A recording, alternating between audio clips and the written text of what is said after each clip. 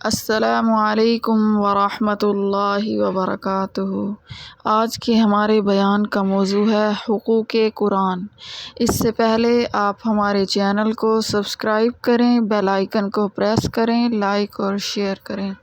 نحمدہ ونصلی علی رسولہ الکریم، اما بعد فاعوذ باللہ من الشیطان الرجیم، بسم اللہ الرحمن الرحیم۔ الف لام میم، ذالک الکتاب لا ریب فیہ ھدی للمتقین۔ وقال اللہ تعالی فی القرآن المجید والفرقان الحمید، انا نحن نزلنا الذکر وانا لہ لحافظون۔ آیت نمبر الف لام میم، یہ وہ کتاب ہے جس میں کوئی شک نہیں، ہدایت ہے متقی لوگوں کے لیے۔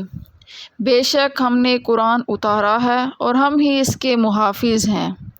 حدیث شریف میں ہے، سیدنا عبداللہ ابن عمر رضی اللہ تعالی عنہ سے روایت ہے کہ رسول اللہ صلی اللہ علیہ وسلم نے ارشاد فرمایا، قیامت میں صاحب قرآن یعنی قاری کو کہا جائے گا کہ قرآن پڑھتا جا اور جنت کے درجوں پہ چڑھتا جا، اور ٹھہر ٹھہر کر پڑھ جیسے تو دنیا میں پڑھتا تھا، پس تیری آخری منزل وہ ہوگی جہاں تو آخری آیت پڑھے گا، یعنی جہاں قرآن ختم ہوگا وہ تیری آخری منزل ہوگی۔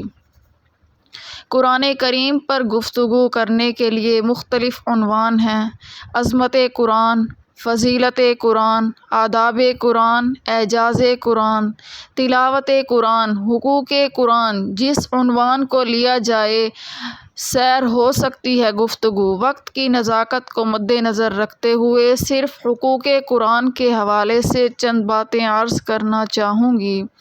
علماء نے لکھا ہے کہ قرآن کریم کے 5 حق ایسے ہیں کہ جب تک ان کو ادا نہ کیا جائے اس وقت تک کسی کو عامل قرآن یا طالب قرآن کہلانے کا حق نہیں ہے۔ حقوق کے مطالبات کی دنیا ہے، ہر شخص اپنے حقوق کا مطالبہ کرتا ہے۔ میں اس وقت قرآن کریم کے حقوق بیان کرنا چاہتی ہوں۔ حق نمبر 1، ایمان بالقرآن۔ قرآن کریم کا سب سے پہلا حق یہ ہے کہ اس پر ایمان لایا جائے، یعنی ایمان بالقرآن۔ قرآن کریم کو ماننے کا مطلب یہ ہے کہ اس مقدس کتاب پر ایمان لائیں کہ یہ مقدس کتاب ہے، مبارک کتاب ہے، منزل من اللہ کتاب ہے، محفوظ کتاب ہے۔ اس کتاب کے ماننے میں یہ بات ضروری ہے کہ ایمان رکھو کہ قرآن کریم کلام خدا ہے، کتاب خدا ہے، سیرت مصطفیٰ ہے۔ سب سے پہلی چیز اللہ کا کلام ہے۔ اس کتاب سے پہلے جتنی آسمانی کتابیں ہیں وہ صرف کتابیں ہیں، مگر قرآن کریم کتاب بھی ہے اور کلام بھی ہے۔ کتاب اور کلام میں یہ فرق ہے کہ کلام جسے بولا جائے اور کتاب جسے لکھا جائے۔ پہلی ساری کتابیں لکھی ہوئی آئیں، تورات کے تخت موسیٰ علیہ السلام پر اترے، انجیل لکھی ہوئی آئی، زبور لکھی ہوئی آئی، مگر قرآن کریم اللہ کا مقدس اور پاکیزہ کلام ہے، یعنی جو کچھ اللہ بولے ہیں، اللہ نے تکلم فرمایا، وہ کلام خداوند قرآن ہے۔ جو شخص یہ چاہے کہ میں اللہ کی بولی بولوں یا اللہ سے ہم کلام ہوں یا اللہ سے باتیں کروں، اس کو چاہیے کہ قرآن کریم کی تلاوت شروع کر دے، گویا اللہ سے باتیں کر رہا ہے۔ قرآن محفوظ کتاب ہے، یہی وجہ ہے کہ پہلے جتنی آسمانی کتابیں تھیں ان میں تبدیلی کی گئی، رد و بدل کیا گیا، کوئی کتاب اپنی اصلی حالت پر باقی نہیں رہی۔ دنیا میں صرف اور صرف قرآن مجید ایک ایسی کتاب ہے جسے اللہ نے اپنے محبوب پیارے پیغمبر محمد مصطفیٰ صلی اللہ علیہ وسلم پر اتارا ہے، اور جیسے اتارا ہے ویسے ہی محفوظ ہے۔ اس کی حفاظت بھی اسی لیے ہے کہ یہ کلام خدا ہے۔ جیسے اللہ بے عیب ہے اس کا کلام بھی بے عیب ہے، جیسے اللہ باقی ہے ویسے ہی اس کا کلام بھی باقی ہے، جیسے اللہ کو فنا نہیں ویسے اس کے کلام کو بھی فنا نہیں، جیسے اللہ کی ذات ہمیشہ ہے ویسے ہی اس کی بات بھی ہمیشہ ہے۔ دنیا میں کوئی آج آسمانی کتاب محفوظ نہیں، سب میں ترمیم ہو چکی ہے۔ آج ہم مسلمان پوری دنیا کے کفر کو چیلنج سے کہتے ہیں کہ یہودیوں اپنی تورات لاؤ، عیسائیوں اپنی انجیل لاؤ، سکھوں اپنی گرانتھ لاؤ، ہندوؤں اپنی وید لاؤ، ہم مسلمان اپنے اللہ کا کلام، اپنے نبی پر اترنے والی رحمت والی کتاب لاتے ہیں۔ تم اپنی کتابیں پیش کرو، ہم اپنی کتاب پیش کرتے ہیں۔ وہ کتابیں ایک کے بعد جب دوسری مرتبہ چھپے تو نسخے بدل جاتے ہیں، عبارتیں بدل جاتی ہیں، بلکہ دنیا سے وہ زبانیں ختم ہو جاتی ہیں جن میں یہ کتابیں اتری، مگر قرآن کریم اپنی آن و شان سے باقی ہے۔ ہماری کتاب قرآن کریم 15 صدیاں گزر جانے کے بعد آج بھی اعلان کرتی ہے کہ کسی میں طاقت ہے تو اس کی مثال پیش کر کے دکھاؤ۔ قرآن جیسے محبوب مصطفیٰ صلی اللہ علیہ وسلم پر اترا ویسے ہی آج تک محفوظ ہے۔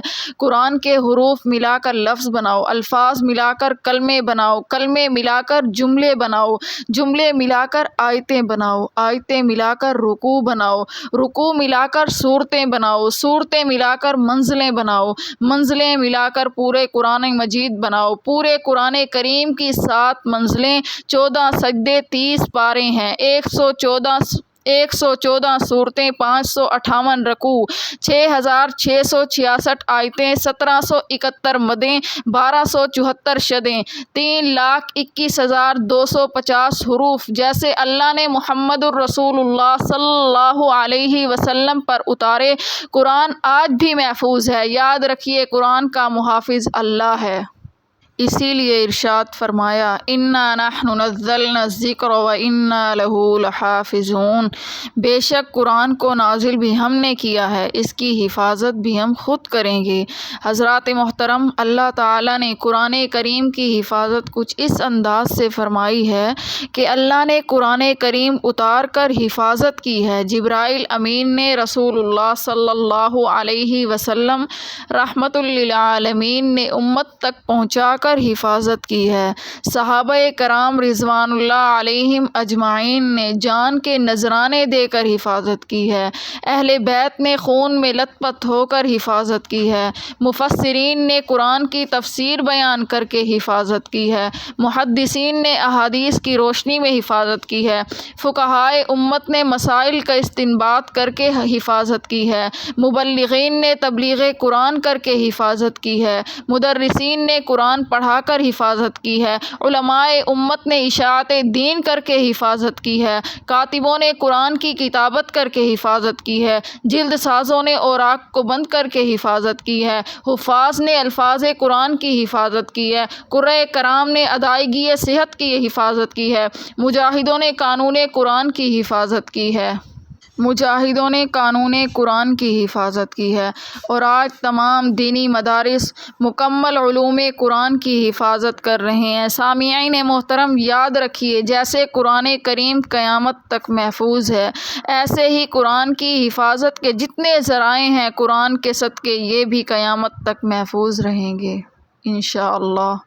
جن لوگوں نے قرآن کریم کو بدلنے کی کوشش کی وہ خود بدلے، ان کا ایمان بدلا، ان کا دین بدلا، ان کا کلمہ بدلا، ان کی نماز بدلی، ان کی اذان بدلی، مگر قرآن کریم قیامت تک محفوظ رہے گا۔ حدیث شریف میں ہے کہ رسول اللہ صلی اللہ علیہ وسلم نے ارشاد فرمایا، بے شک اللہ تعالیٰ کبھی اس دین کی خدمت فاسق فاجر سے بھی لے لیتے ہیں۔ حجاج بن یوسف تاریخ کا وہ ظالم ترین انسان ہے جس کی تلوار سے صحابہ کرام رضوان اللہ علیہم اجمعین کے خون کے قطرے ٹپکے ہیں۔ اللہ تعالیٰ نے اس سے خدمت لی کہ اس نے قرآن کریم پر اعراب یعنی زبر زیر پیش لگائے۔ پرانی عربی رسم الخط میں اعراب اور نقطے نہیں تھے۔ یہ کام حجاج بن یوسف کا مرہون منت ہے۔ حجاج جب یہ کام کرا رہا تھا تو اس وقت یہود کا ایک وفد آیا جس میں یہودی عالم تھے۔ انہوں نے حجاج کو آ کر کہا کہ آپ اپنے مذہب اور دین کی خدمت کا کام کر رہے ہیں، اس میں ہماری ایک گزارش ہے جسے قبول کر لیں۔ حجاج نے کہا، کہو کیا کہتے ہو؟ انہوں نے کہا کہ آپ کے قرآن میں ایک واقعہ درج ہے کہ اللہ کے 2 نبی جناب موسیٰ علیہ السلام اور جناب خضر علیہ السلام نے ایک سفر میں، جس کا ذکر تفصیل تفصیل سے سورہ کہف میں موجود ہے۔ ایک بستی میں جا کر قیام کیا، رات کا وقت تھا، نبیوں نے بستی والوں سے کھانا مانگا، انہوں نے کھانا دینے سے انکار کر دیا۔ قرآن کریم کے الفاظ ہیں فَأَبَوْا أَن يُضَيِّفُوهُمَا۔ یہودیوں نے کہا کہ آپ ہماری درخواست مانیں کہ اس لفظ ابو کو عطو کر دیں، با کے نیچے کا نقطہ اوپر لگا دیں اور ساتھ ایک نقطہ اور بڑھا دیں، یہ لفظ ابو سے عطو ہو جائے گا کہ آپ کا کچھ نہیں بگڑے گا، ہمارا کام بن جائے گا۔ ابو کا معنی انہوں نے کھانا دینے سے انکار کر دیا اور عطو کا معنی انہوں نے کھانا دے دیا۔ یہودی کہنے لگے ہماری عزت بن جائے گی ورنہ ہمارے آباء و اجداد اور قبیلے کی ناک کٹ جائے گی۔ حجاج بن یوسف نے تحمل اور بردباری سے ان کی بات سن کر کہا یہ سامنے مہمان خانہ ہے، تشریف رکھیے، میں آپ کی ضیافت کرتا ہوں۔ حجاج اٹھا، گھر جا کر تلوار لایا، تلوار کو لہرا کر کہا میرے اللہ، میرے رب، میرے مالک، تو مجھے جانتا ہے میں آمر ہوں، ظالم ہوں، جابر ہوں۔ میری تلوار سے صحابہ کرام کے خون کے قطرے ٹپکے، تاریخ نے دیکھے ہیں، مگر میرے اللہ جس مقدس اور پاک کلام کی حفاظت کی ذمہ داری آپ نے اٹھائی ہے، کوئی ظالم مجھے اس میں رد و بدل کو کہے، میں اس کے لیے تجویز کرتا ہوں کہ کہہ کر حجاج نے 10 یہودیوں کو ایک ہی صف میں کھڑا کر کے سب کے سر قلم کر دیے۔ اللہ کا وعدہ سچا ہوا اور اِنَّا نَحْنُ نَزَّلْنَا الذِّكْرَ وَإِنَّا لَهُ لَحَافِظُونَ۔ قرآن پر ایمان لانے میں یہ عقیدہ رکھنا ضروری ہے کہ قرآن اللہ کا کلام ہے، قرآن محفوظ کتاب ہے، قرآن تبدیلی سے پاک ہے۔ ایمان بالقرآن میں بھی یہ ضروری ہے کہ قرآن جیسے کلام خدا ہے ویسے ہی سیرت مصطفیٰ بھی ہے۔ اللہ تعالیٰ نے اپنے محبوب کی کامل سیرت قرآن کریم میں بیان کی ہے۔ دنیا کی کوئی کتاب کسی نبی کی سیرت نہیں ہے، قرآن سیرت مصطفیٰ صلی اللہ علیہ وسلم ہے۔ قرآن میرے محبوب مصطفیٰ صلی اللہ علیہ وسلم کی سیرت کی کتاب ہے۔ جو کچھ قرآن میں قالہ ہے وہ میرے نبی صلی اللہ علیہ وسلم کی سیرت میں حال ہے۔ جو کچھ قرآن میں نقوش و دال ہے وہ میرے محبوب مصطفیٰ صلی اللہ علیہ وسلم کی سیرت میں اعمال ہے۔ اگر قرآن کریم علم ہے تو میرے محبوب مصطفیٰ صلی اللہ علیہ وسلم عمل ہیں۔ قرآن کریم اجمال ہے تو آقا مصطفیٰ صلی اللہ علیہ وسلم اس کی تفصیل ہے۔ قرآن کریم متن ہے تو آقا کریم اس کی تشریح ہے۔ قرآن کریم ذکر ہے تو آقا کریم مصطفیٰ صلی اللہ علیہ وسلم اس ذکر کے مذکر ہیں۔ قرآن کریم نصیحت ہے تو آقا کریم اس کے ناصح ہیں۔ قرآن کریم وعظ ہے تو آقا کریم واعظ ہیں۔ قرآن کریم ہدایت ہے تو آقا کریم مصطفیٰ صلی اللہ علیہ وسلم ہادی ہیں۔ قرآن کریم رحمت ہے تو نبی کریم صلی اللہ علیہ وسلم رحمت للعالمین ہیں۔ قرآن کریم نور ہے تو آقا کریم سراج منیر ہیں۔ ام المؤمنین سیدہ طیبہ طاہرہ عابدہ زاہدہ مخدومہ امت سیدہ عائشہ صدیقہ رضی اللہ تعالیٰ عنہا سے کسی نے دریافت کیا کہ امی آپ بتائیں گی، سمجھائیں گی، سکھائیں گی ہمارے آقا کریم کی سیرت کیا ہے؟ تو اماں عائشہ صدیقہ رضی اللہ تعالیٰ عنہا نے فرمایا مجھ سے پوچھتے ہو تم نے قرآن نہیں پڑھا؟ سائل نے کہا امی قرآن کو روزانہ پڑھتا ہوں، میں تو محبوب مصطفیٰ صلی اللہ علیہ وسلم کی سیرت پوچھنا چاہتا ہوں۔ اماں نے جو جواب دیا وہ سمندر کو کوزے میں بند کرنے کے مانند ہے۔ فرمایا کان خلقہ القرآن، میرے محبوب کی سیرت تو اللہ کا یہ قرآن ہے۔ مسلمانوں یاد رکھو میرے آقا کریم صلی اللہ علیہ وسلم کی سیرت لیلا مجنو کے افسانوں میں نہیں، ہیر رانجھا کے قصوں میں نہیں، ہمارے محبوب مصطفیٰ صلی اللہ علیہ وسلم کی سیرت اللہ کے قرآن میں ہے یا پھر خود محبوب مصطفیٰ صلی اللہ علیہ وسلم کے فرمان میں ہے۔ جب تک قرآن اترتا رہا محبوب مصطفیٰ صلی اللہ علیہ وسلم بتاتے رہے کہ کلام خدا ہے، کتاب ہدا ہے، نور ہدایت ہے، اور جس دن سے میرے آقا صلی اللہ علیہ وسلم اپنے رب کے حضور تشریف لے گئے قیامت تک قرآن تعارف متعارف کرا کر کے بتا رہا ہے کہ وہ محبوب خدا ہیں، رسول خدا ہیں، سید الانبیاء ہیں۔ یہ بھی عقیدہ رکھیے کہ قرآن کتاب ہدیٰ ہے، یعنی ہدایت کی کتاب ہے۔ حدیث پاک میں ہے، رسول اللہ صلی اللہ علیہ وسلم نے ارشاد فرمایا، اللہ تعالیٰ اس کتاب کی وجہ سے بہت سے لوگوں کو ہدایت عطا کرتا ہے اور بہت سے لوگوں کو گمراہ کرتا ہے۔ قرآن کی مثال بارش سی ہے، جیسے بارش آسمان سے آتی ہے، قرآن بھی آسمان سے آیا۔ بارش کا پانی صاف ہوتا ہے، قرآن کے احکام بھی صاف اور واضح ہیں۔ بارش جب زمین پر آتی ہے تو زمین اگر بنجر ہو، اروڑی ہو، شور ہو، کلر ہو، بیکار ہو تو یہ بارش ایسی زمین کو فائدہ نہیں دیتی بلکہ بدبو پیدا ہوگی۔ قرآن کی بارش جب ہوئی تو ابو جہل، ابو لہب، عبداللہ بن ابی ابن سلول منافق، کعب بن اشرف یہودی کے دل کی زمین اروڑی، بنجر، بیکار، شور اور کلر تھی، اسی لیے اس کو کوئی فائدہ نہیں دیا۔ یہ لوگ قرآن سے فائدہ حاصل کرنے کے بجائے ذلیل ہوئے، رسوا ہوئے، برباد ہوئے۔ اور اگر زمین اچھی ہو، صاف شفاف ہو، اعلیٰ ہو تو پانی بھی صاف شفاف پڑا، اس زمین سے پھل پھول سبزہ اگتا ہے۔ قرآن کریم کی بارش جب صحابہ کرام رضوان اللہ علیہم اجمعین کے دلوں کی زمین پر برسی تو پھل اگے، پھول نکھرے، بہار آئی۔ صدیق کے دل پر قرآن کی بارش آئی تو صداقت کے پھول بنے، عمر کے دل پہ قرآن کی بارش آئی تو عدالت کے پھول برسے، بلکہ یوں کہیے کہ تاجی رایا قرآن کی بارش نے صدیق بنایا۔ تلوار لے کر قتل کے ارادے سے عمر آیا، قرآن کی بارش نے عمر کو عادل بنایا۔ دولت مند آیا تو ذوالنورین بنا، 6 سال کا کھیلتا بچہ آیا تو حیدر کرار بنا، سلمان فارسی آیا تو خاندان نبوت کا فرد بنا، ابو ذر آیا تو فقر کی سلطنت کا تاجدار بنا، ابو ہریرہ آیا تو حافظ الحدیث بنا، عبداللہ بن مسعود آیا تو فقیہ امت بنا، عبداللہ بن عباس آیا تو مفسر قرآن بنا، حمزہ آیا تو سید الشہداء بنا، حنظلہ آیا تو غسیل الملائکہ بنا، بلال آئے، عربی نہیں اجمی ہے، سید نہیں حبشی ہے، خوبصورت نہیں سانولا ہے، قریب کا نہیں دور کا ہے، اپنا نہیں بیگانہ ہے، گورا نہیں کالا ہے، مگر دل صاف ہے۔ قرآن کی بارش دل پر آئی، چلتا زمین پر ہے، قدموں کی آہٹ جنت میں سنائی دیتی ہے۔ حضرات محترم، اس مقدس کتاب پر ایمان لانے کے بعد اس کا حق ہے کہ اس کو پڑھا جائے۔ یاد رکھیے کہ دنیا میں کوئی کتاب تلاوت نہیں، قرآن کریم کتاب تلاوت ہے۔ تورات، انجیل، زبور، ان میں سے کسی کتاب کی باقاعدہ تلاوت نہیں ہوتی تھی۔ ان کتابوں کی حیثیت ایسی تھی جیسے وکلاء کی الماریوں میں لا اور قانون کی کتابیں رکھی ہوتی ہیں۔ جب ضرورت پڑی کتاب نکالی، مسئلہ دیکھا، پھر کتاب وہیں رکھ دی۔ کسی کتاب کو ثواب کی نیت سے تلاوت نہیں کیا جاتا۔ یہی ایک کتاب قرآن کریم ہے جس کی تلاوت ہے، اور اس کی تلاوت پر اللہ کی طرف سے بڑے اجر و ثواب کے وعدے ہیں۔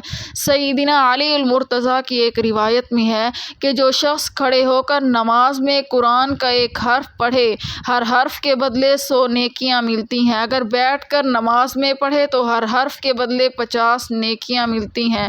اگر باوضو ہو کر پڑھے، قرآن کو چھو کر پڑھے تو ہر حرف کے بدلے 25 نیکیاں ملتی ہیں، اور اگر بغیر ہاتھ لگائے بھی چلتے پھرتے قرآن پڑھے تو ہر حرف کے بدلے 10 نیکیاں کہیں نہیں گئی۔ اور جو شخص پڑھنے والے کی طرف کان لگا کر سنے، اس کے لیے بھی ہر حرف کے بدلے میں 1 نیکی ہے۔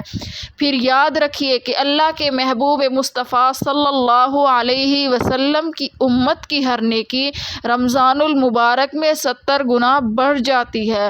پھر نماز میں ہر عبادت کا ثواب 27 گنا بڑھ جاتا ہے۔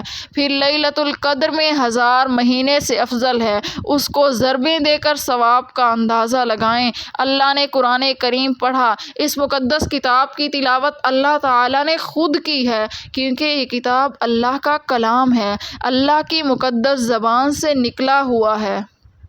ایک روایت میں آیا ہے کہ زمین آسمان کے بنانے سے کئی ہزار سال قبل جب اللہ تعالیٰ نے قرآن کریم کی چند سورتوں کی تلاوت کی تو حاملین عرش یعنی فرشتے جھوم اٹھے اور پکار اٹھے، کتنی خوش نصیب ہے وہ امت جس کے حصے میں یہ کتاب ہے، کتنی خوش نصیب وہ زبانیں ہیں جو اس کتاب کو پڑھیں گی، کتنے خوش نصیب وہ سینے ہیں جن میں یہ کتاب محفوظ ہوگی، کتنے خوش نصیب ہیں وہ کان جو یہ کلام سنیں گے۔ ایک روایت میں ہے کہ جب کوئی اللہ کا بندہ قرآن کریم کی تلاوت کرتا ہے تو اللہ تعالیٰ اس کو سن کر بہت خوش ہوتے ہیں۔ نبی کریم صلی اللہ علیہ وسلم کی عادت شریفہ تھی کہ بعض دفعہ ایک ایک رکعت نفل میں 6.5 پارے تلاوت فرماتے تھے، اور بعض مرتبہ یوں ہوتا کہ پاؤں مبارک پر ورم آ جاتا تھا۔ جبرائیل علیہ السلام ہر سال رمضان المبارک میں تشریف لاتے اور رسول اللہ صلی اللہ علیہ وسلم کے ساتھ قرآن کریم کا دوڑ فرماتے، جیسے حفاظ ایک دوسرے کو قرآن کریم سناتے ہیں۔ جناب صدیق اکبر رضی اللہ تعالی عنہ نے کلمہ پڑھنے کے بعد پوچھا، اللہ کے محبوب مصطفیٰ صلی اللہ علیہ وسلم، میرا کیا کام ہے؟ امام الانبیاء محمد مصطفیٰ صلی اللہ علیہ وسلم نے فرمایا، جو میرا کام ہے وہ تیرا کام ہے۔ میرا کام دعوت و تبلیغ، تیرا کام دعوت و تبلیغ۔ میرا کام قرآن پڑھنا پڑھانا، تیرا کام قرآن پڑھنا اور پڑھانا۔ صدیق اکبر نے دکان پر جا کر جو قرآن اتر چکا تھا اس کی تلاوت شروع کر دی۔ پورا دن قرآن بھی پڑھتے رہے اور دعوت بھی دیتے رہے۔ جب شام کو واپس آئے تو 6 جلیل القدر صحابہ کرام، جن کا شمار عشرہ مبشرہ میں ہے، کلمہ پڑھ چکے تھے۔ ان سب کو اللہ کے رسول صلی اللہ علیہ وسلم کی خدمت میں لا کر کہا، محبوب مصطفیٰ صلی اللہ علیہ وسلم، میری سارے دن کی پونجی یہ عثمان، طلحہ، زبیر، عبد الرحمن بن عوف، ابو عبیدہ اور سعد رضی اللہ تعالی عنہ ہیں، جن کو آپ کی خدمت میں لایا ہوں۔ سیدنا عمر ابن خطاب نے جب بہن سے قرآن سنا اور اس کو اتنا مارا کہ بہن لہولہان ہو گئی، سارا جسم خون سے تر ہو گیا۔ عمر متاثر ہوئے، قرآن سنا، دل پر اثر ہوا، اپنے گلے میں کپڑا ڈال کر خود کو ملزم بنا کر اللہ کے نبی صلی اللہ علیہ وسلم کے حضور حاضر ہوئے۔ رسول اللہ صلی اللہ علیہ وسلم نے عمر کے دامن کو جھٹک کر کہا، عمر کیسے آئے ہو؟ عمر کے جسم پر کپ کپی اور لرزہ طاری تھا۔ عمر بولے، قرآن کی تاثیر تھی، نبی مصطفیٰ صلی اللہ علیہ وسلم کی دعا تھی، رب کی تقدیر کا فیصلہ تھا۔ عمر کلمہ پڑھ کر مسلمان ہوئے۔ سیدنا عمر رضی اللہ تعالی عنہ ہمیشہ عہدے کے لیے نماز اور قرآن کے پابندی کو ترجیح دیتے تھے۔ عمر کا انجام شہادت بھی مصلی پر رسول اللہ صلی اللہ علیہ وسلم محراب نبی مسجد نبوی میں نماز فجر میں قرآن کی تلاوت کرتے ہوئے ہوا۔ سیدنا عثمان رضی اللہ تعالی عنہ کی تو پوری زندگی قرآن سے وابستہ ہے۔ سیدنا عثمان رضی اللہ تعالی عنہ نے کلمہ پڑھا تو سامع قرآن بن کر، سیدنا عثمان نے زندگی گزاری تو قاری قرآن بن کر، سیدنا عثمان غنی نے دور حکومت گزارا تو جامع اور ناشر قرآن بن کر، سیدنا عثمان غنی دنیا سے رخصت ہوئے تو شہید قرآن بن کر۔ سبحان اللہ۔ سیدنا علی المرتضیٰ رضی اللہ تعالی عنہ ان لوگوں میں سے ہیں جن کو خدمت قرآن کی زیادہ سعادت نصیب ہوئی۔ حضرت ابوبکر صدیق کے دور میں جب قرآن کریم کی جمع و تدوین کا کام شروع تھا تو سیدنا علی رضی اللہ تعالی عنہ اس کمیٹی کے اہم رکن تھے۔ اپنی تلاوت کا یہ عالم تھا کہ صبح اٹھتے قرآن کریم کی تلاوت شروع ہوتی، جہاد بھی کرتے، قرآن بھی پڑھتے، شام کو جب واپس آتے تو قرآن والناس تک پہنچ چکا ہوتا تھا۔ سبحان اللہ۔ سیدنا حسن رضی اللہ تعالی عنہ نے تخت خلافت پر بیٹھ کر قرآن پڑھا۔ سیدنا حسین رضی اللہ تعالی عنہ کو کسی نے کربلا کے ریگزاروں میں کہا تھا کہ حسین رضی اللہ تعالی عنہ آج آپ قرآن پڑھ رہے ہیں؟ تو سیدنا حسین رضی اللہ تعالی عنہ نے فرمایا، کیوں نہ پڑھوں کہ نانا محمد مصطفیٰ صلی اللہ علیہ وسلم نے طائف کے پتھروں میں قرآن پڑھا، نانی خدیجہ نے محمد مصطفیٰ صلی اللہ علیہ وسلم کی مرہم پٹی کر کے قرآن پڑھا، ابا علی المرتضیٰ نے میدان جہاد میں قرآن پڑھا، اماں فاطمہ الزہرا نے چکی پیس کر قرآن پڑھا، بھائی حسن نے تخت خلافت پر بیٹھ کر قرآن پڑھا۔ آج مجھ حسین کو کیا ہو گیا ہے کہ قرآن نہ پڑھوں؟ مزہ تو تب ہے کہ آج کربلا کے میدان میں تلواروں کے سائے میں خون میں غلطاں ہو کر قرآن پڑھ کر نانا مصطفیٰ صلی اللہ علیہ وسلم کی تعریف کی سنت کو زندہ کروں۔ سبحان اللہ۔ تلاوت قرآن میں کس کس کا ذکر کیا جائے؟ صحابہ کرام کی تو زندگی اللہ کا قرآن تھا۔ سیدنا ابی بن کعب رضی اللہ تعالی عنہ کو رسول اللہ صلی اللہ علیہ وسلم نے اس امت کا سب سے بڑا قاری کہا۔ سیدنا عبداللہ بن مسعود رضی اللہ تعالی عنہ اتنا اچھا قرآن پڑھتے تھے کہ نبی کریم صلی اللہ علیہ وسلم نے ایک مرتبہ فرمایا کہ تو مجھے قرآن سنا۔ عرض کی یا رسول اللہ صلی اللہ علیہ وسلم میں آپ پہ کیسے پڑھوں؟ آپ پر تو قرآن اترا ہے۔ رسول اللہ صلی اللہ علیہ وسلم نے فرمایا کہ تو مجھے سنا، میرا دل خوش ہو۔ جن کو قرآن پڑھایا وہ کتنا اچھا پڑھتے ہیں۔ سبحان اللہ۔ قرآن کریم کا تیسرا حق فہم قرآن ہے۔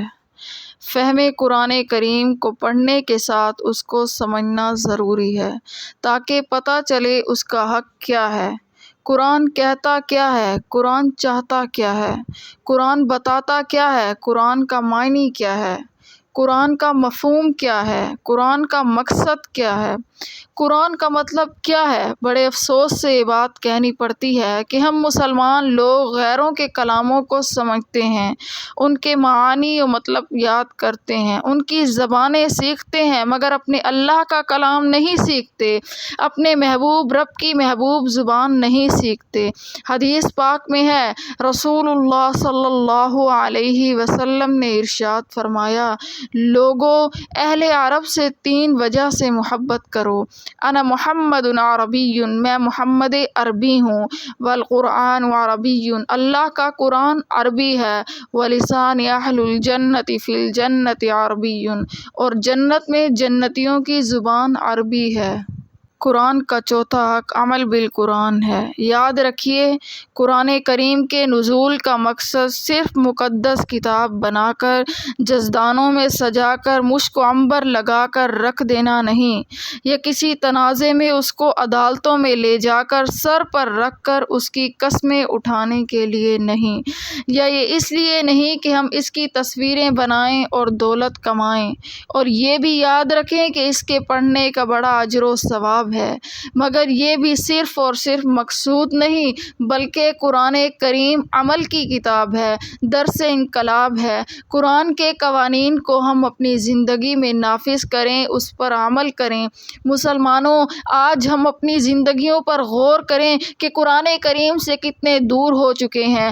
آج اگر ہم قرآن پر عمل کرتے تو رسوا نہ ہوتے، قرآن پر عمل کرتے تو ذلیل نہ ہوتے، قرآن پر عمل کرتے تو غیروں کے غلام نہ ہوتے، قرآن پر عمل کرتے تو ظلم کی چکی میں نہ پستے۔ کتنے افسوس کی بات ہے کہ ہمارا نام مسلمانوں کا ہے، کام بے ایمانوں کا ہے۔ قرآن کو مان کر سود کھاتے ہیں، قرآن کو مان کر زنا کرتے ہیں، قرآن کو مان کر شراب پیتے ہیں، قرآن کو مان کر رشوت کے بازار گرم ہیں، قرآن کو مان کر کفر سے دوستی ہے، قرآن کو مان کر یہود و نصارہ کے ایجنٹ ہیں، قرآن کو مان کر قرآن نہیں پڑھتے، قرآن کو مان کر قرآن نہیں سمجھتے، قرآن کو مان کر قرآن نہیں سیکھتے، قرآن کو مان کر علماء اولیاء صلحاء سے دشمنی ہے، قرآن کو مان کر پیغمبر کی سنتوں سے بغاوت ہے۔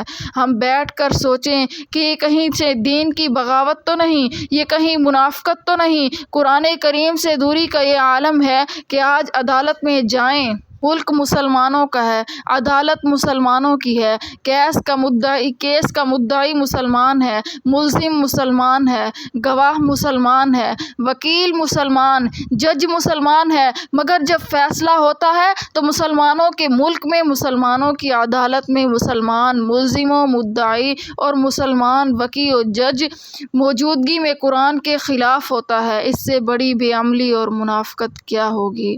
مسلمانوں، قرآن پر ایمان لا کر، اس کو پڑھ کر، اس پر عمل کر کے، اس کو سمجھ کر اب ہماری ذمہ داری یہ ہے کہ اس کی تبلیغ و اشاعت کریں۔ نبی کریم صلی اللہ علیہ وسلم کی نبوت اور ختم نبوت کے صدقے سے اس امت کے حصے میں اشاعت و تبلیغ کا فریضہ آیا ہے۔ اشاعت کے مختلف طریقے ہیں، کسی میں شریک ہوں یقیناً اشاعت و تبلیغ کا اجر ملے گا۔ قرآن کریم کے مدرس تبلیغ قرآن کا فریضہ ادا کر رہے ہیں، ان میں ہزاروں بچے قرآن کریم حفظ و ناظرہ پڑھتے ہیں۔ ان درس گاہوں سے متعلق جتنے لوگ ہیں وہ سب فریضہ تبلیغ میں لگے ہوئے ہیں۔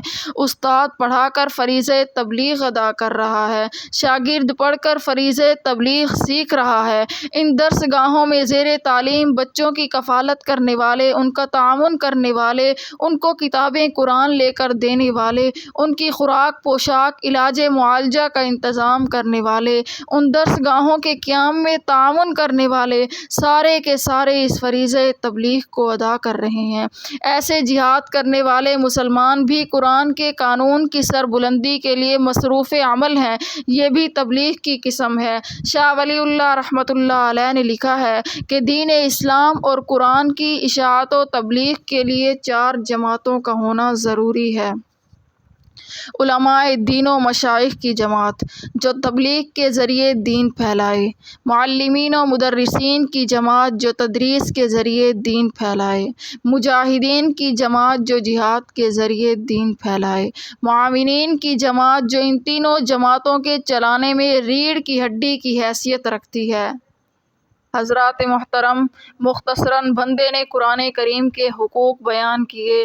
دعا ہے کہ اللہ تعالی ہم سب مسلمانوں کو قرآن کریم پر کامل ایمان رکھنے، اعمال صالحہ کرنے، قرآن کریم کے آداب اور تجوید کے اصولوں کے مطابق سیکھ کر پڑھنے، اہل حق علماء سے قرآن سمجھنے اور اس پر صحیح عمل کرنے اور دنیا میں اس کو پھیلانے کی توفیق عطا فرمائے، آمین۔ وآخر دعوانا ان الحمد للہ رب العالمین۔